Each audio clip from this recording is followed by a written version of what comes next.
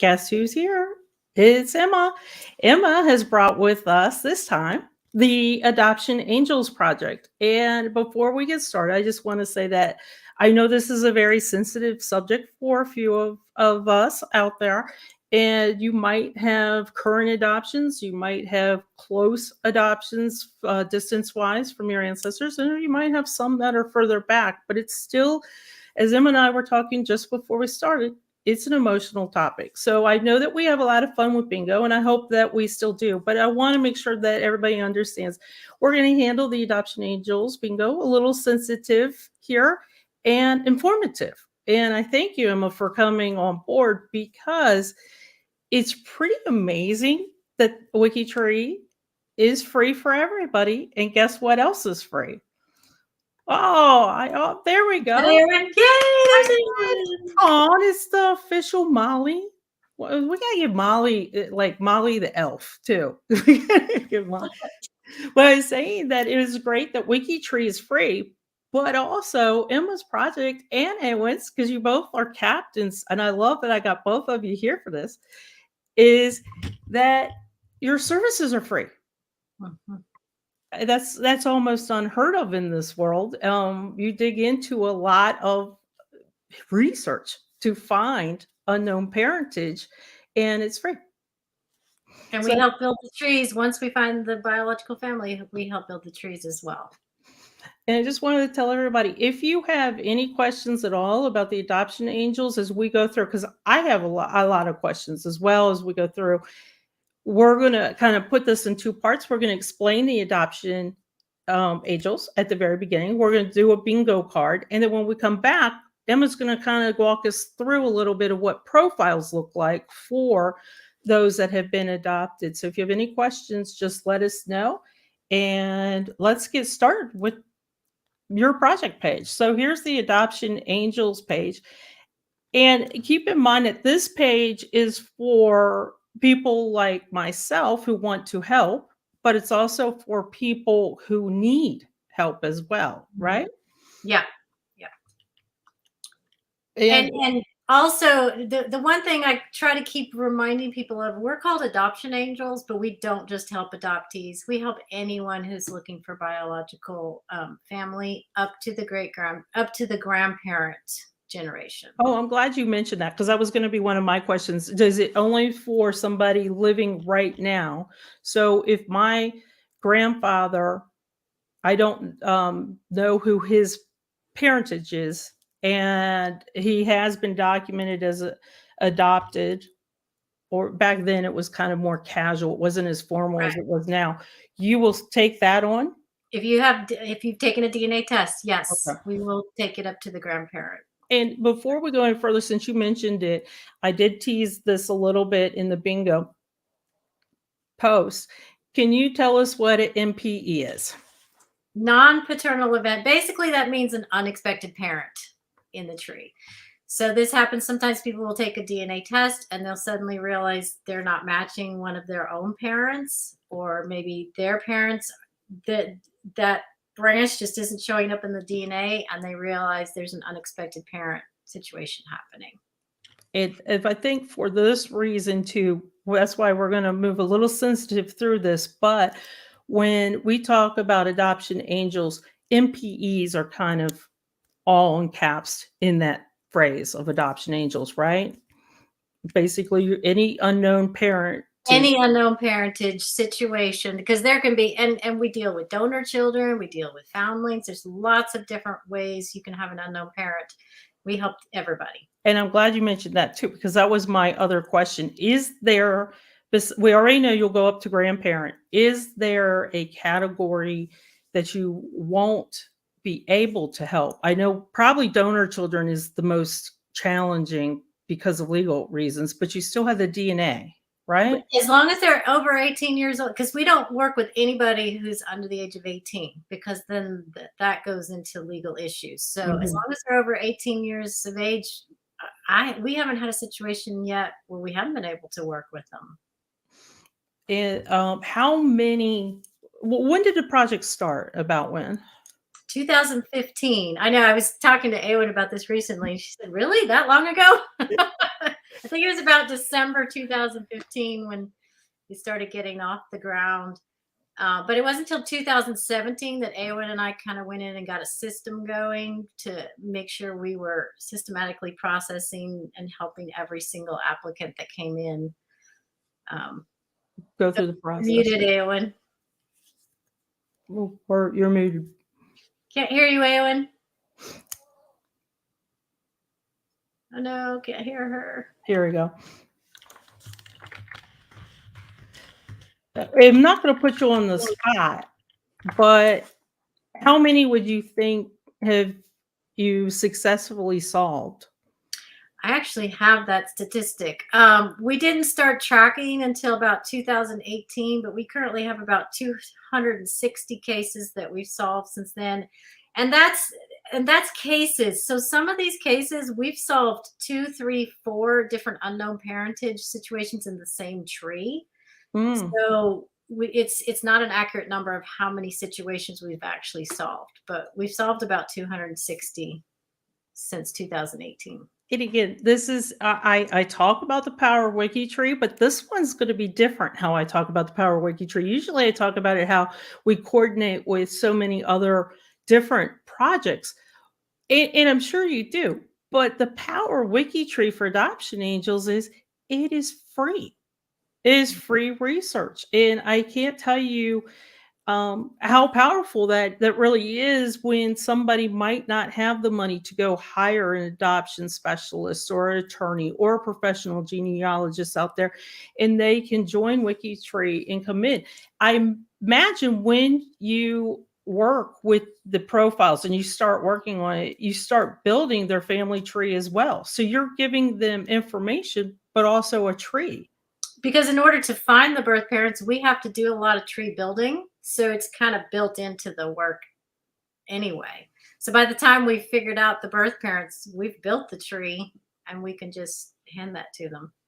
And I can tell you, I'm not going to put a dollar tag on it because it's different regions and different things. But I can tell you, as a professional genealogist who has worked with many NPEs more than adoption, but of them both, out there in the real world outside of WikiTree, this is not an inexpensive endeavor. So the fact that you guys are doing this and providing a tree is really, really awesome. So a couple things. We're going to talk about how to become an adoption angel. Those are the researchers too. It's just a moment. But what I want to do is go through this checklist. So if there's anybody out there who is watching now or in the future and sees this particular YouTube video and says, I really want to know how WikiTree can help me because I have unknown parents in my life, in my tree. So I love this because you've given them a complete step-by-step idea. So if take it from the very scratch. So Sally Joe comes to you and says, Emma, I don't know who my parents are. I'm adopted. What should I do? First thing we try to stress is set your goals. What do you want out of the search? Do you just want names? Are you looking for health information? Do you want to try to connect with family? Having those goals ahead of time will help direct the search and where it's going to go. And then second, gather your information. For some people, there will be family stories. There will maybe be some paperwork. For other people, they have nothing. They can't find anything. It's okay if you can't find anything if you do the third thing, which is absolutely a must, and that's take the DNA test. And we now require all our applicants to take a DNA test because we've discovered it's the only way to be accurate because paperwork lies all the time. They really do, especially adoption paperwork. It's amazing. Yeah, I would go through stories that I've had, but as Emma said, take the DNA test. Take the DNA test because people will purposely put inaccurate information on that paperwork to try to direct you in a different direction. Now, to get more bang for your buck, we recommend you take Ancestry DNA first because we can accomplish in 2 hours at Ancestry what might take us weeks or months at the other companies because their database is just so huge. So we try to spread the word about that. And then you can upload for free to some of the other companies. And then seek help from people with experience finding birth family. That's us. So fill out the application form, and because you've taken the DNA test and you've tried to gather what you can, you're ready to go, and we can help you. And then again, once the search is complete, try to connect with others who can help you with the emotional closure aspect, because there's going to be a lot, as you brought up at the beginning. There's so much emotion in these searches. And people really need to stop and take time to process the emotions and honor their emotions and honor the situation. I can't even begin to tell you how much there is that needs to be processed. So Yeah, I recommend that people specifically take time and find ways of how that they can work through that. and I have found that a lot of times when the information is found out and first given to a person, there's like a weird excitement and relief at the same time, and that's great when you're talking to them and then you show them the tree, and it's a lot of information to take in. They look at, oh, the locations, or oh, so my great great grandfather was, worked on the railroads, or whatever it might be. And like Emma said, once that little bit of a high of finding out truth reaches you, then definitely seek out somebody that you trust to talk to, because it will hit you. We're Yeah. human beings here, and it will definitely hit you. You'll have all normal questions too. I want everybody to know that whatever questions you have at that point, you're normal. The whys, the whens, the hows, all those are normal questions. So don't feel like it's not. WikiTree can give you all this information, but we're not counselors. That's the one part where we can't help with. And I do like to, once you start digging into this page, it'll, like I said, just go through the steps that these ladies have created for you on this page with the DNA and finding search help. As Emma said, you probably will not have all the information and a lot of paperwork, because that's why you're coming to WikiTree in first place. Okay, let's talk a little bit about the adoption checklist, and then we'll play one of the bingo games. But the reason why I want to bring this up as well, Janine has a question. How do you fill out the form of the adoption angels if it's a deceased grandparent and not sure who their father is? So let me bring you to the form real quick. And the checklist is here. Well, excuse me, this is a checklist. Let me bring you to a form, because we kind of talked about the checklist. There we go. So here's the form. So how would I fill it out if I'm looking for a grandparent? So the name of the adoptee wouldn't actually be you in this case. You would erase that and put the name of the grandparent. And then it says if you are not the adoptee, right below your Wiki ID, then that's where you're going to put your name and say, this is my grandparent. Yeah. Okay. Did that help, Janine? Mm-hmm. And I've noticed that we have quite a few interesting comments in here already. Are you two ladies ever amazed at how many people are adopted? No. No. And I'm never amazed that when you go in and start working on a tree, you find like 3 other unexpected parent situations. Like, it's just now so common. People don't realize how common it is. I think definitely when you start talking about MPEs, I think that you'll find more MPEs. Oh, we're hiding Emma just a bit. My grandmother's older brother was adopted, even though it was 1890s, their adoption papers. Do I first enter in his adoption name, which is the only name I know? So Betty Lou, hold that question, because after the first bingo card, we're going to answer this really tricky question, because when you're setting up profiles for adoptions and adoptees, it gets interesting. And I think there's a couple ways you can do it. This is a nice one. My nephew was an open adoption. That makes it so much easier. And at that point, if for an open adoption, they pretty much know. And if they took a DNA test, they could see if there were any breaks in the line, any MPEs in the line, or if they can just keep going all the way back. And the reason why I want to bring that up is you keep that in mind too, because Carol, after the first bingo card, we're going to talk about having profile set up again and how it affects your CCCs, right? Or CC7 as well. I wonder if anyone's having some of the storms too. If anybody's having the storms, Right. hang in there. And here's another one. My mom was adopted, so unknown paternal grandfather. I have some basics, but can't find his parents or records of him before his marriage.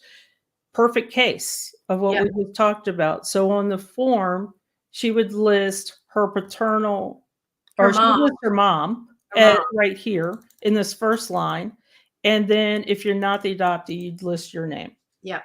And then what happens after that once they give you the form and it's submitted? Yeah, the form will come to a group that we have set up, and basically they come to me.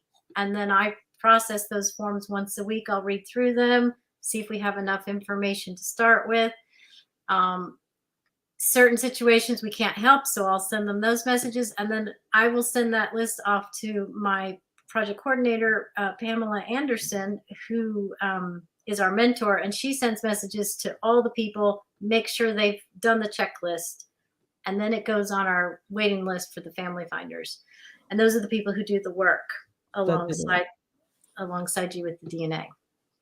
And I know this is Penny still, and her closest match, they are not, that aren't close family, don't have public trees. It's always tricky, but there are ways. And what does it mean by close family? Because we can use matches that are like 100 centimorgans and find birth parents with those. So we don't have to have first cousin or half sibling or parent to figure out the birth parents. We can use second, third, fourth cousins often.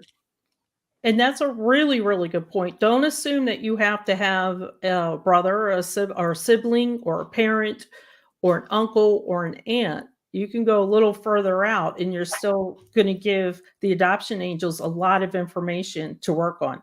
Yeah. There's a process, a DNA process we use of how to piece those together, kind of like a logic puzzle to get to the birth parent. There's my project coordinator. She just showed up in the chat. Hi, Pam. She's amazing. Keeps our project going.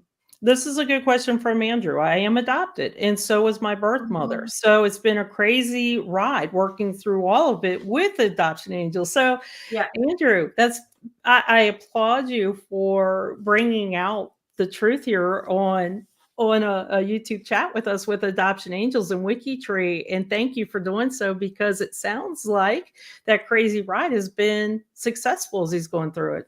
It can be so complicated when you're adopted and then you find out your birth parent was also adopted. So then we have to go and solve their birth parent situation in order to get you further in the tree. Yeah. DNA. God bless us for DNA. Oh, there's Patty. Hi, Patty. There we go. That's awesome, Pam. This is such a worthy project. Well, all of WikiTree's projects are worthy, but this one can, if you're into how to dig into research and find these mysteries, this is a great project. But also, if you just want to know that you are helping someone receive answers that they've always wanted, and it can. WikiTree Adoption Angels is free. It's heartwarming. It definitely is. So we've got a lot of fun going on. Does everybody have their bingo card? Okay, let's go ahead and talk about bingo then. I'm going to remove this for a second as I bring up the bingo card, and to let everybody know how bingo is. You brought your card up. So if somebody else wanted the rules as well. So if you're new, or if you played before, good news. Rules have not changed. If you're new, here are the rules. So to do bingo, you're going to dab it with your mouse. When I call out a word, you can do horizontal, vertically, diagonally. If there is a free space, make sure that you dab that automatically. Some cards have free spaces, some don't. So it's kind of in between there. And here's how you win. To win a prize, the first person who wins bingo and types it in the chat is the person who's won this round of bingo. I want to also mention that the past I'd say 3 or 4 bingos. We have had people actually win bingo, but have decided to decline the prize and keep playing. So do not close down your bingo cards. Even though somebody said bingo, keep your bingo card up just in case they decide to pass the prize, or keep playing, I should say, not pass the prize. Okay. So again, horizontal, vertically, diagonal. And the first person who types bingo in the chat is the person that wins. 5 of you might win at the same time, but only the first person who types it. So let's go ahead and start. And as we go through the bingo words, we'll go through them fairly quick. Emma's going to explain them to us because the Adoption Angels group supplied the bingo words. They did. So shared matches. Those are our DNA matches, and how they share DNA with each other tells us a lot. And we're looking for our ancestry. And this one's kind of could be double too, using the ancestry.com DNA, and it seems to be double as well. But either way, looking for these ancestry answers. Yeah. Work with a lot of adoptees, but you don't have to be an adoptee to fill out an application. And that's a good point. And keep in mind too that if you have an MPE, you're not considered an adoptee, but in the realm of this type of topic, it's kind of the same thing. It's the same work, regardless of how paperwork and legal. Yep. Public records. Yep. We use a lot of public records to figure out recent day relationships. And this is putting you on a spot, and I feel bad about this. You may know the answer. In the United States, let's make it a little easier. In the United States, is there any state that is absolutely closed to all public records that will not help you at all? Well, yes, to adoption papers or birth certificates, yes. There are lots of states still completely closed, but by public records, we're looking like at phone books and city directories and census. Like, and then let me ask you, this is we're talking about public records. Is there a location that you won't accept applications from? A location. Yeah, there are some. Well, we'll accept the application, but we can't help them. Like, for instance, South Africa, we get a lot of applications from there, but we have no experienced researchers that can help with that. So we give them advice and then try to direct them somewhere else. So if anybody is watching this and you have some knowledge of researching and can help, then this would be a good project for you to join with WikiTree. Donor child. And this is very interesting that you guys do. I never even thought about this. Yep, we do. It's very rare, but we do work with them on a case-by-case basis. So definitely, if you have donor child somewhere in your line or yourself, fill out the application. I think what Emma's trying to say to me when I keep asking her all these questions is send the application in, send it in. Yep, because if we can't help you, we'll let you know. Yeah. And you definitely have to have a DNA test, though, because we no longer take applications unless you've taken the DNA test. And that makes sense. It's so much quicker and easier and accurate. Yes, and we only work. Well, we mostly work with autosomal DNA. We do work with Y DNA sometimes, but autosomal is 1,000,000 times faster, even if we're looking for a paternal line. That's good to know too, because this particular DNA test is the least expensive. Yeah, it's overall. The least expensive, and if you get it on sale at Ancestry, $59. And Ancestry seems like they have it on sale before every holiday: Father's Day, St. Patrick's Day, every holiday. Date of birth. Yep. Sometimes we can use that date of birth to give us clues. And OBC is original birth certificate, and this is one of those papers that's available in some states to people. In more states are starting to open up, but lots of states you can't even get your own birth certificate. And I will tell you that I live in the state of Georgia, and that is correct. A friend of mine adopted a child pretty much at birth, and the court clerk said, get how many ever copies you want now, because you will never be able to come back. And it was funny because she kind of laughed. The adopted mom kind of laughed and said, what happens if there's a fire in my house or something like that? She goes, you're out of luck. So, yeah, the original birth certificates, I think that we're going to see this topic a lot is coming in the future. I'd say in the next 10 years, 20 years, where more and more release of records are going to Yeah, come people through. are fighting for the legislation to get access to their own paperwork. Just for those of you that are watching, because you're supporting the bingo and you're interested in the Adoption Angels project as well, but you might not know a lot about the particular topic. Another reason why I'm going to mention the original birth certificate, a lot of times when a person is adopted, what in essence, this isn't quite what they do, but in essence, they take the original birth certificate, erase the birth parents' names, and put in the adopted parents' names. And they erase your original name as well. Yeah. And that becomes your birth certificate. So I want to caution some people when you're doing research, especially if you know that there's an adopted or an NPE. This happens with NPEs too. A lot of people think that birth certificate is golden source, but for adoptees and NPEs, it's most of the time not correct Yeah, the names are because wrong. it's really tricky. Yep. And now you can understand too why certain times adoptees get really upset because they cannot find their identity because their source document for the birth of their life is inaccurate. Not biologically correct. Yeah. So we rely on marriage records, especially when we have two DNA groups and we're trying to figure out how they connect. It's usually through a marriage. So we're looking for those golden marriage records. And non-identifying information is another one of those records that some adoptees can get and some can't. And it's basically a redacted form of their adoption paperwork. And so it'll have some information about their birth parents, like how old they were, where they're from, how many siblings they had, but it won't have names or anything that will help you identify them directly. But it's so valuable. It gives you locations.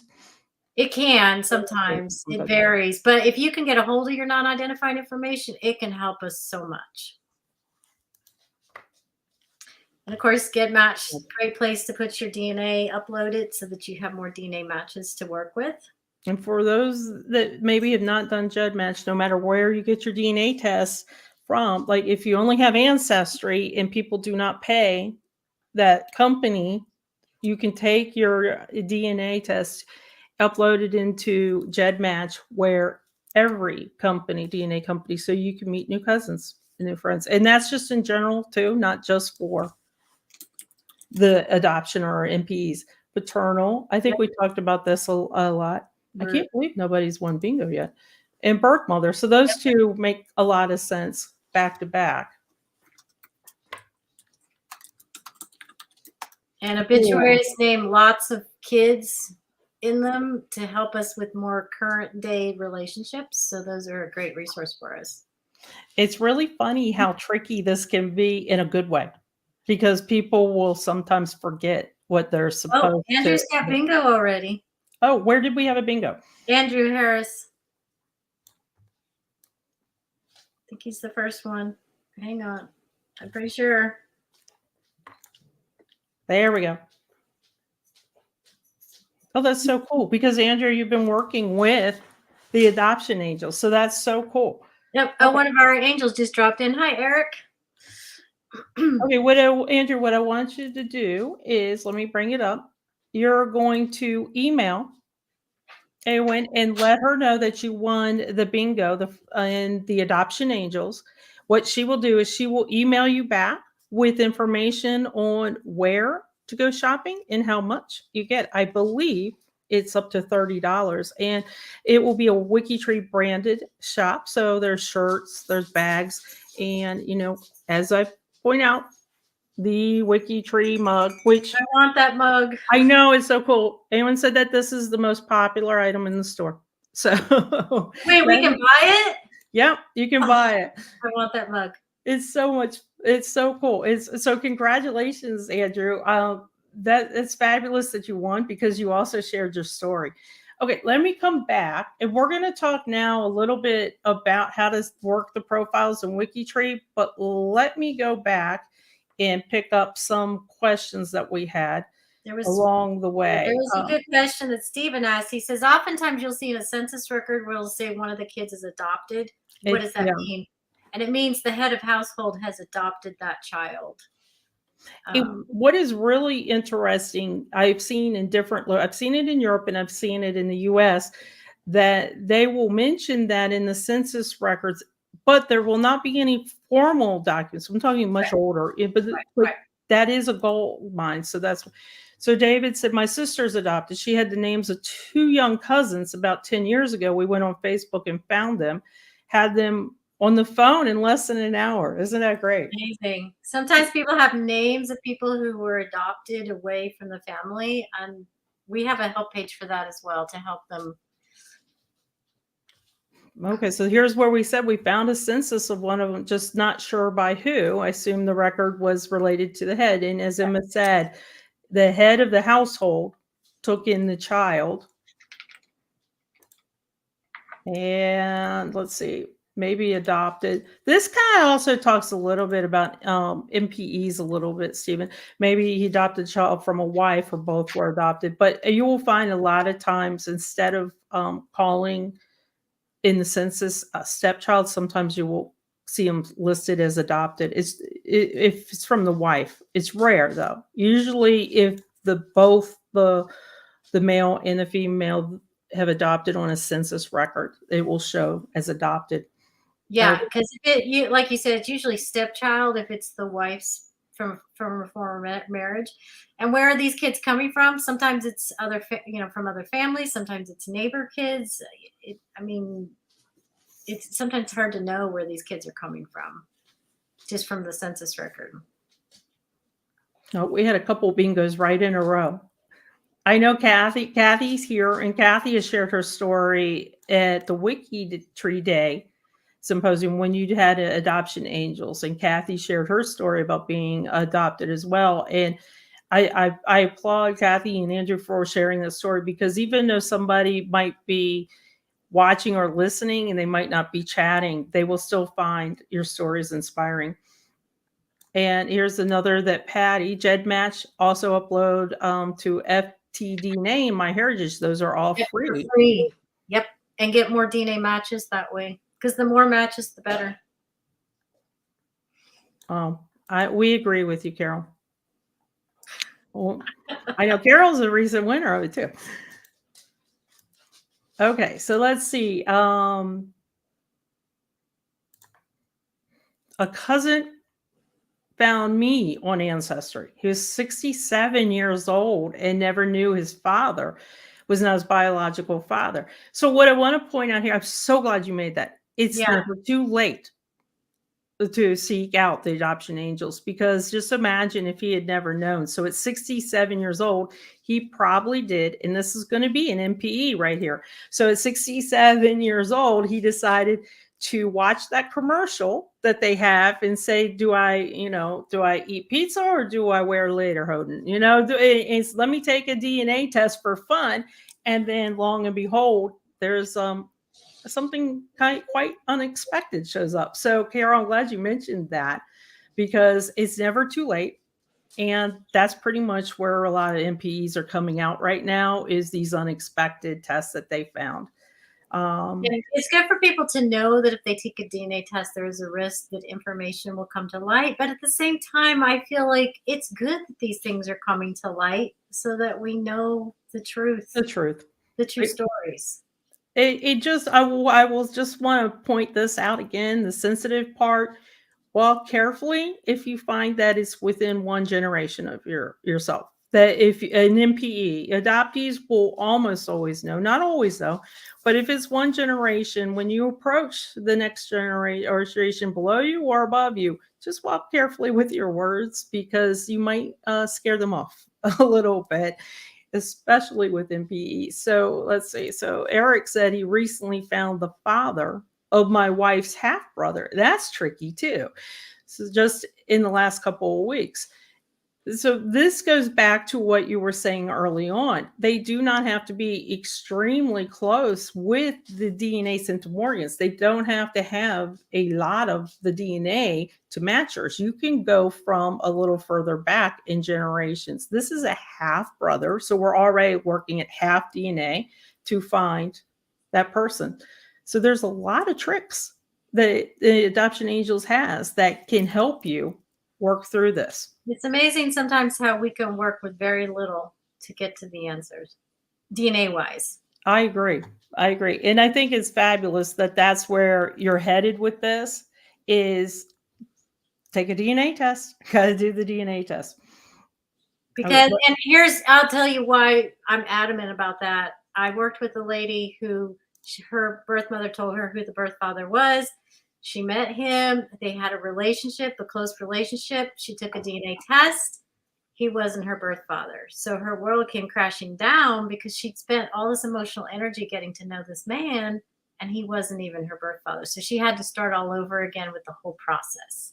And we want to get how does she trust, from there, and how does she start a relationship with the DNA match of it? It's a lot of emotion. That's heartbreaking, Emma. Let's do it right the first time, so you don't have to go through it again. Go through the process again. And this is a better way to say it than I did, Carol. That some families are very sensitive. Now, I will tell you that in some of the cases that I've worked in, this has been a while now as a pro-gen, they don't want those secrets out. So, I always took the stance of if a skeleton's in a closet, open up the door, let it come out and dance, enjoy the party, enjoy the truth. But it's very important that you go slow. And I want to point out what Pam said too, that WikiTree Adoption Angels, don't help you contact. And you guys are not calling, Joe from California and John from Maryland and saying, hey, we think you've got somebody adopted. I work for WikiTree and I do this. You guys don't do any of that. We give advice on how to contact the family once we've identified who the birth family is, but we're not going to do the reaching. It's really inappropriate for us to do that. It is. Because it's your journey. It's your emotional journey. You need the closure. So. Oh, well, Stephen. Oh, gosh. Yeah. Oh, my. Yeah. A lot of stories like that have been coming out lately, actually. So that's why it's good for you to have a DNA test to know the truth, honestly. But yeah. Okay, moving on. So we found a first cousin when another of my first cousin, explain that one, Sharon. When another of my first cousin took a DNA test, my first cousin's mother was not happy about the find. So again, go slow, walk softly, quietly. Walk softly, because as Carol pointed out, we get both sides of the coin. We get people who are very happy about the new family members, and then we get people who are very upset because it upsets the apple cart. It upsets the world that they thought they were living, and they don't want that. So, and I can tell you that just real quick, somebody that we know had believed that the father that raised them was the father, and my mom was talking to him and trying to convince this person that TNA is false. It's only on CSI. It's only this. So I had to pull her kind of aside and say, that's not helpful. And she goes, she really did believe it, but it's still not helpful. So you really definitely want to be careful. Okay. So let's switch gears a little bit and let's talk about how we set up profiles in WikiTree. And I guess let's start with this page, Emma. So this is for an adoptee. And I know that Kathy and Andrew have shared their story. So this would be, in their case, to set up their profile. Yeah, and this is for people who are members of WikiTree themselves. And it can be adopted or usually it's adoptees who are using this page, though. And there are a couple different ways that you can set up your profile, and we have some exceptions only for adoptees to set up your profiles in these unusual ways. So just when you get to this page, look at the options and follow the one that you want to use. I'm glad Patty's in the chat. She's one who has 2 different accounts. Yeah. And one is her adoptive account and one is her biological account. And it helps her keep the DNA separate on one tree. It helps her keep her trees completely separate. But you don't have to do it that way. You're going to show in a little bit how you can use the template. Yeah. Another option of how to combine trees. And what privacy level? About private, it's a little bit of a review on privacy. Some people want to be very private that they're adopted, and some people want to be very public, and you get to choose how private you want to be. We only ask that if you do set up the account differently, make sure people know this is my biological tree or this is my adoptive tree, so that they're not misunderstanding. So in the biography, right under or somewhere, make it clear which. Yeah. So let's say you choose to only build your adoptive tree. Totally okay. But make sure in the biography you say that, so when people come, they see that information and they're not going to expect you to match by DNA through those families. I guess, would this be a good time, and this again putting you on the spot a little bit, would if you have 2 trees, your biological tree and your adopted tree, that will keep your CC7 separate. So obviously you would probably ignore the DNA matches that you have on your adopted tree and look more towards your biological tree for your CC7. Well, so the way, for instance, the way Patty has it set up with 2 separate trees is actually like a very clean way to do it, because you do get 2 separate CC7s that way. One is biological, one is adoptive, and you only put the DNA on your biological. Okay. So really, if you are choosing to only build out your adoptive family tree and you're not going to build a biological family tree, you really shouldn't be adding your DNA information, because it's confusing. Like, it doesn't match your tree. And it's wrong. It's not wrong to, we're not saying it's a wrongful thing. I'm saying it's wrong to do scientifically. It's inaccurate. Yeah. Yeah, because the way WikiTree works is it's going to filter that DNA information through like 6 generations of your tree, and it's not going to match any of those people in that tree. And again, this kind of the page is set up wonderfully. If you have any questions at all, this page will probably answer it. If not, definitely reach out to Emma and her team afterwards. But definitely, this really is awesome for how to set up the tree, because I know we had questions from Betty Lou asking about this. So go to this page, and I guess let me ask you, if it's my grandfather.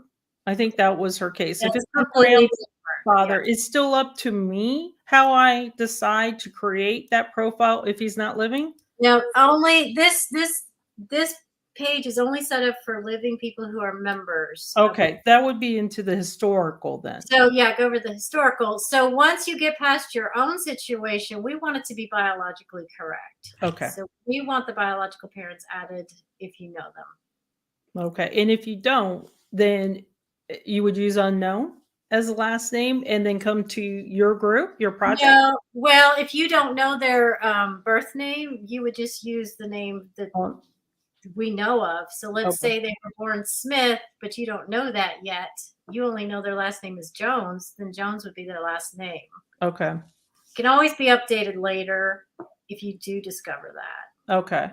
And then let's talk about that template. We have one here that is a really great template. So this particular profile, this is a extremely old profile. This is not a living person. This is Gertrude, and she has listed on the left her adopted parents, and then on the right her biological parents. Mm-hmm.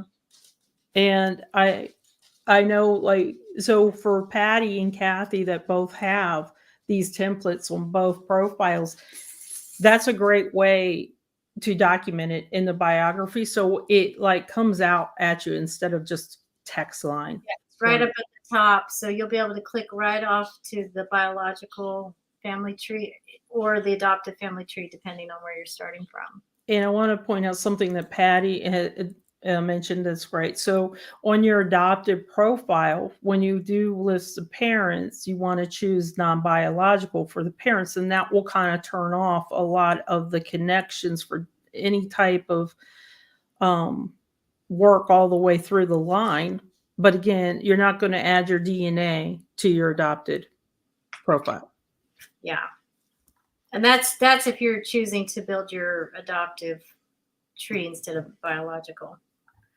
And I do have the link. Let me get the link real quick for you.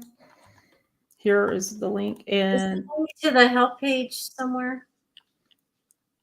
And then let me also get you the second bingo card. So while we continue to work through these profiles, go ahead and get your second bingo card ready. So this particular, the where I found the link as well for the template, and that is on for the living, but it's also on the historical, I believe, too. Yeah, it's also on the historical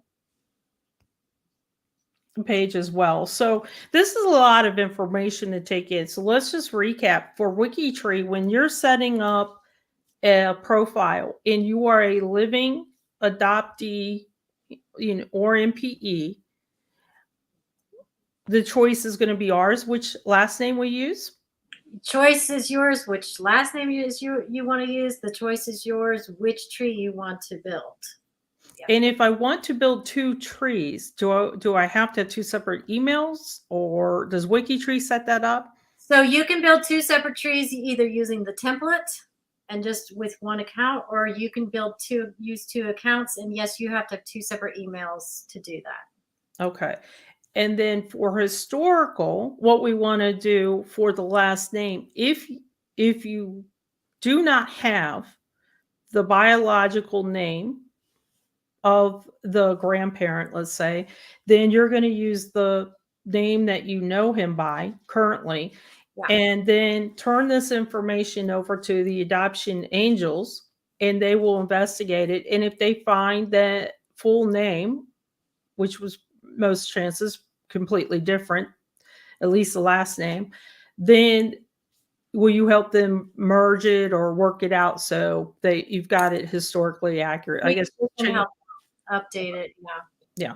So I think we answered a lot of the major questions about how to set up the profile for historical, but also if you currently are living with an MPE, if you were ground zero for an MPE, or a parent was had an MPE in their life, which I guess some of us have. I have seen some of us already list that. And I agree with David that I love that WikiTree allows us to show the both lines. So you do have that option to have both of them showing, and people can click on the template. Let me bring Gertrude up and decide which line you want to follow if you're researching or if you're curious, and you just keep clicking through.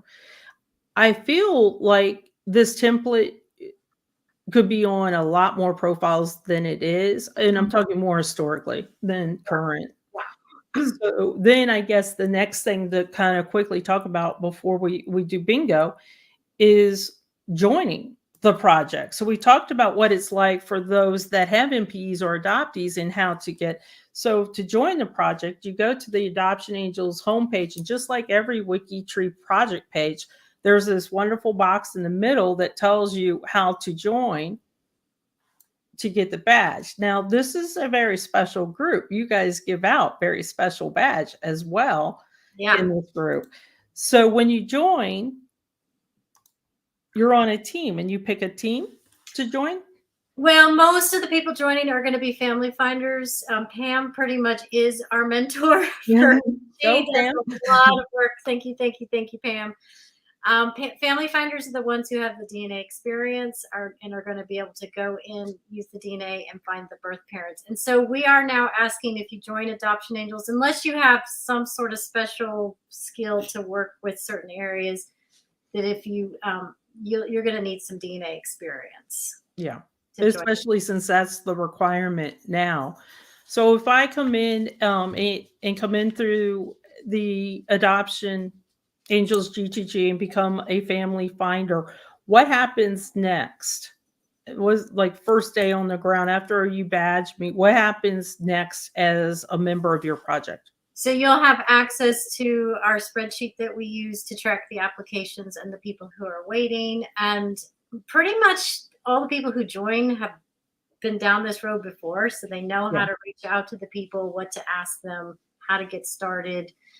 And so basically, we're just teaching them the process of how we're documenting the work and keeping the notes updated and such. And then when they get their first, we call it a solve, when they solve their first search, they get a spiffy badge called the Earned Wings badge that everybody who's, you only get it once, unfortunately, because Teddy just joined us and, he has like 30, 40 solves under his belt, but he only gets one badge. So that's big, but it is a very special badge. It's a very pretty badge too, but it's a very special badge. And just to see that the Earned Wings, when you see that around WikiTree's, so you know now that someone was an adoption angel that solved a very big mystery for somebody who really needed it. And again, the power WikiTree for free. And since we started requiring DNA, I've given out a lot of Earned Wings badges because we're solving cases faster. If you guys know, this is another kind of recruiting. If you guys know anybody that has a need and wants to learn and explore their ancestry and their family tree, but might have the adoption or NPE in their family, this is a good recruiting tool to bring them into WikiTree and let us help. I'm not sure. Did we mention? I know we were talking about this behind the scenes. So how many do you think you've solved again? I know you said they're cases; they're not individuals. Yeah, since 2018, since we started tracking, we have about 260 logged. But again, some of those are 2, 3, 4 mysteries we solved all at once. So like we had an example earlier that one adoptee and the parent was adopted. So we consider that one case, but those were 2 mysteries solved. Actually, 3 mysteries solved if we get both parents for the birth mother. That's a good point. And that's very common for us to run into situations like that. So hopefully we have excited a few of you to kind of look at this and see what's out there. If you do have DNA experience, then definitely reach out to the adoption angels and talk to them about being part of their group. Let's go ahead and bring up the next bingo card. I've had it in the chat for a while, so let's go ahead and start this so we can learn more about this project.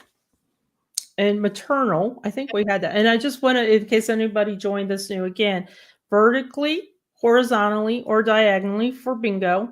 If there is a free space in the middle, sometimes there are, sometimes there's not. Go ahead and click that now. Dab it with your mouse. The first person who gets the horizontal, vertical, or diagonal wins bingo. But the first person who gets that and yells bingo, types it in the chat, is the true winner. So 5 of you might win at the same time, but whoever types it in chat first is the winner. And I think Kathy, this is like the 4th bingo in a row. Kathy has literally missed out by a hair. Oh. Okay, so maternal and then paternal. Those are your first 2 words. We kind of talked about that a little bit before. Shared CM tool. Yep, this is on DNA Painter, and it's an auto chart where we can go in and put the amount of shared DNA, and it'll give us options. It's a very nice visual tool. And we work with lots and lots of descendants. And I might point out, too, that your work that you and your team do, there will be many descendants past this that will not have to have this work done for them because you've already solved the mystery. And in the work, we usually build the tree out, and then we have to come back down the tree, down the descendants. This is a good one. A lot of people don't understand this word. Yep, we use this when we're working with Y-DNA, which, as I said, we usually are using autosomal, but if we get stuck, we'll pull in the Y-DNA and we'll look at those haplogroups, which is complicated, so not something quick to explain. I agree. And there's your Y-DNA. A lot of people are like, take a Y-DNA test, Y-DNA test if you're looking for your birth father. And I'm like, no, don't take a Y-DNA test. Take an ancestry DNA test. We can find your birth father in 2 hours. the Y-DNA test, we're going to have to send a lot of messages to a lot of people, and you may only have 1 or 2 matches.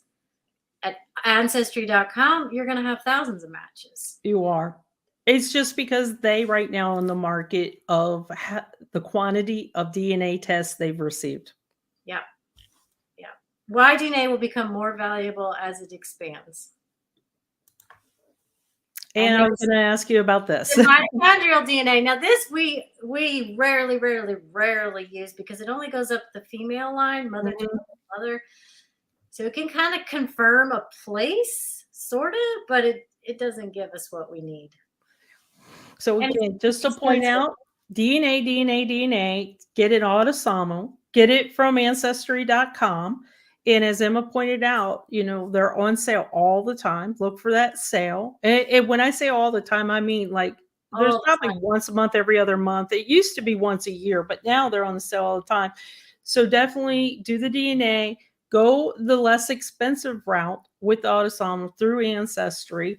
And don't worry about the MT and the Y. If you decide to do that after they have given you the answers to your mystery, that's great. And we work with DNA clusters. That's kind of where we start. We cluster them together, and then we see how the pieces fit together. And we're looking for the biological connection. And DNA Painter is starting to build some amazing tools. We use the Watto tool all the time from DNA Painter. Highly recommend if you're into DNA to check out DNA Painter. I agree. Carrie brought it up too that yes, Mother's Day is coming. I'm telling you, every holiday. It may even be an Easter sale. I mean, they did a St. Patrick's Day sale. I know. So there will be a sale. And then Teddy that works with the group says the last one, and that must have been a tough one to resolve and to find the mystery. Well, it was a little bit farther back too. So that was a case where Y-DNA can be very helpful. And we look at DNA segments all the time, shared segments. Oh, Kathy got it! Kathy got it. That's awesome. I can't believe we got the good luck today. And especially, I am so happy that you won this on this particular bingo because you have been so gracious with sharing your story throughout WikiTree. Anybody that has any questions about, the experience, she's always open. Kathy's always been open to talk to people and everything else. So congratulations, Kathy. That just really, really makes me happy. I was able to get the word in there 3 times. I know. I kind of told him, if you really want me to see it, go bingo, bingo, bingo. But Kathy, so I know you know this, but I'm going to tell you anyway. Go ahead and email Eowyn and let her know that you won the Adoption Angels, the second bingo. I am very thrilled that you won that. That is perfect. This has been one of those days that turns out really good like that. So it makes me really happy. Okay, so then what do we need to know that we didn't ask you about the Adoption Angels from the adoptee point or the MPE? And by the way, if anybody has any questions, now is the time. We've got Emma, so make sure to ask your questions away. But what do we need to know that we didn't cover with you? The one thing that just came to me is when you fill out the application, it helps us if you fill it in as completely as what you know. Obviously, you may not know everything that needs to be on there, but if you could fill it out as fully as possible, that's going to help us get you on the waiting list faster, because then Pam doesn't have to reach out and ask you more questions. We'll have it already. And again, you don't have to have any information about your birth parents. If all you have is that DNA test, that's okay. That's where we'll start, and we can still solve the mysteries. That's great. And also remember on the homepage, if you want to help or if you want to find up to your grandparents, the Adoption Angels will help you. Just go to their homepage, and all this information we've talked about, the forms and the links, the checklists are all there as well as the template for living and historical. Mm-hmm. And this is interesting. So Chris, you said that you found both Ancestry and 23andMe both useful. I will say that with a lot of people ask, why should I use this versus that? We've already discussed why you use Ancestry. The other ones are really good too. The other testing companies are good too, and they use, they really have their niche. But I will find that for some of them, you will just not find hardly any matches at all, and it's just one of those things. The best case scenario, if you can afford 2 tests, start with Ancestry, upload for free to MyHeritage and FTDNA, and then buy the second test at 23andMe, and then you're at all the places and you'll pick up all the matches, and it'll help things go even faster. But if you can only afford 1 test, start with Ancestry and get And see how it goes. So I guess you would tell them, we can't find anything. Do you keep that? This kind of goes around with the tricky situation. But if you say, well, I can't confirm for sure, you don't have enough DNA matches out there, will you keep their case on file, and do you look at it, or do you ask them to come back to you? It depends on the situation. Like, I'm still working with some people I've started with a couple of years ago because I'm just so invested in their search. I'm not going to stop. And so I've recommended, okay, test a 23andMe. Okay, let's find some additional testers to take DNA tests from these families, things like that. Sometimes we'll say, you don't have enough DNA matches, like not even close. So there's nothing we can do with this right now. So yes, please come back when you get additional matches. And it's easy for them to do, I imagine. They just keep track of their ancestry DNA. They keep looking. And then when they see something pop up, they can say, oh, let me contact you. Yeah. Carol said, have you ever had a difficult, tricky situation in which a family member was not thrilled with being recognized? I don't think that you guys get to that point as much. Do you? We my, do. My question is, how much feedback do you get back from the ones that you've helped? Do they share their stories a month later? It's a bit of a mix. It's a bit of a mix. So some people, it's like we give them the name, tell them how to confirm it, who to reach out to, and then we never hear from them again.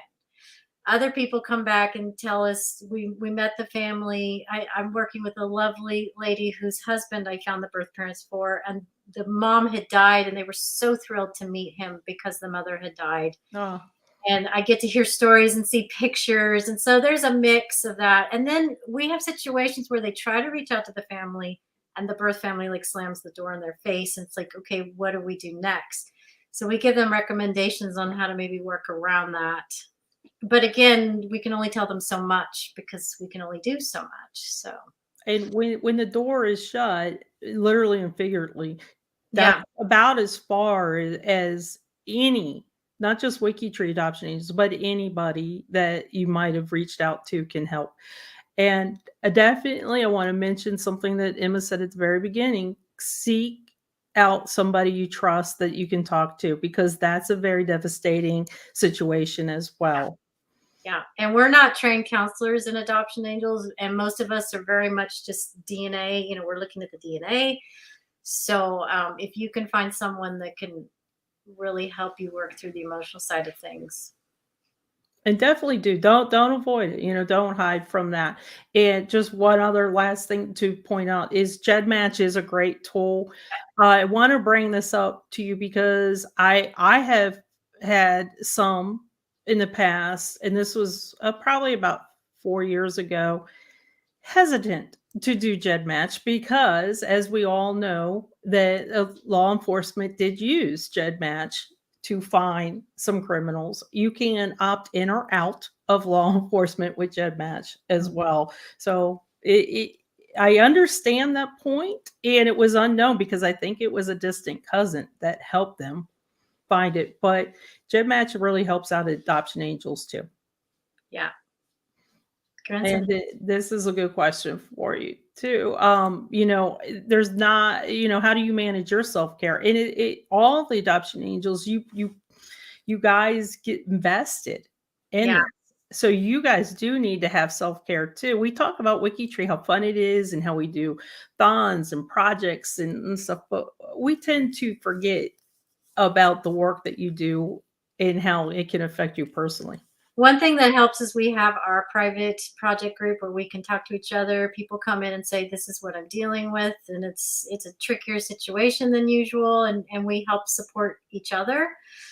One thing I think that helps too is, like I said, we very much look at the DNA, and so some of us kind of put a wall up. Yeah. We just look at the data. We don't look at the emotional side of things, and so that's why we keep recommending you need to manage your own self-care, because we're not here to do that for you.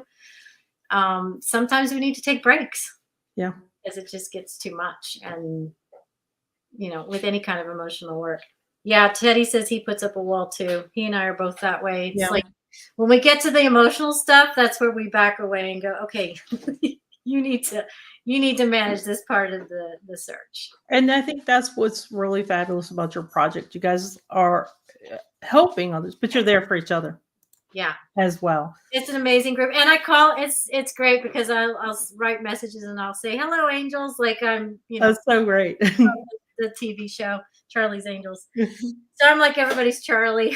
Oh, next WikiTree day, I already see you dressed up. I see it coming. This is a lot. 9,000 matches on an autosomal. That's pretty amazing to have that many matches on FTDNA. That's what I thought too. Now, if you would have said Ancestry, I would have said okay. So that's kind of interesting too. And this is kind of true too, David. That my sister's birth one had little interest in developing. And when you mentioned probably due to mental health reasons, I want to let everybody know that just because a person is adopted, it's not always that they didn't want the child. Sometimes they weren't able to take care of the child, and they did the best thing that they thought was for the child. So keep that in mind if you find an MPE or adopted in your near family or even distant historical family that, we never know the stories. We never know the full story. And they're all different. They're all very, very different. So it's really good not to make an assumption about your story until you get the facts. And I think that's probably the best way to leave this particular bingo for adoption agencies. I hope that everybody has a couple different things here. A renewed interest in how to create the profiles for particular historical, I'm not really going to talk about the living, but historical profiles if you find adoptions, but also renewed interest in research and reaching out to adoption angels if you do have that DNA experience and can help out. I would say, especially if you're in different countries than the US, and probably, do you have coverage in Europe? We have some European coverage. We have Australia, Canada, UK, some of the Western European countries. But outside of that, we really, really could use people with DNA experience. Okay, so there's a call to action for everybody. Emma, thanks so much for joining us again. You for joining us on the most interesting and sensitive project, so I appreciate you joining us. And if anybody has any questions, please visit the Adoption Angels page on WikiTree and reach out to Emma. And I guess I will tell everybody good night. Don't forget that next week we are not here because it's Friday date night. So make sure that you watch Friday date night at 10, date some profiles with Julie. Thanks, guys.